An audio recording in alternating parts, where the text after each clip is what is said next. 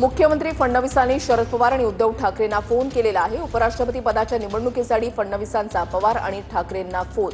CP Radhakrishnan यांना पाठिंबा देण्यासाठी त्यांनी फोन केल्याची माहिती आहे।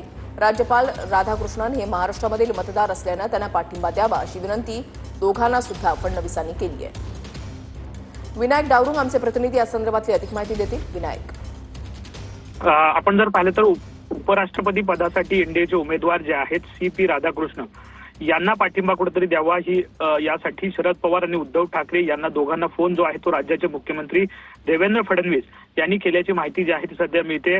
केंद्र सरकारकडून आपण जर पाहिलं तर केंद्राकडून एनडीएच्या उमेदवाराला पाठिंबा इतर नेत्यांनी द्यावा यासाठी जबाबदारी जी आहे ती राज्यातली मुख्यमंत्र्यांवर देण्यात आलेली आहे आणि त्यामुळे राज्य साठी शरद पवार आणि उद्धव ठाकरे यांना फोन जो आहे तो मुख्यमंत्र्यांनी केलाय।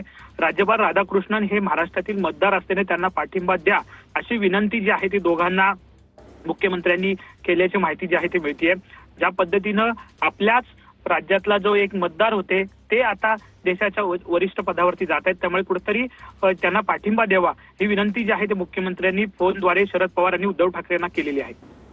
नक्कीच धन्यवाद विनायक दिलेल्या सविस्तर माहितीसाठी।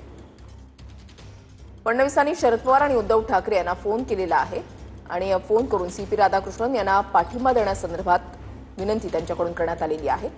सीपी राधाकृष्णन हे एनडीएचे उपराष्ट्रपती पदाचे उमेदवार आहेत। सूत्रांकडून माहिती मिळते की मुख्यमंत्री फडणवीसांनी शरद पवार आणि उद्धव ठाकरेंना फोन केला।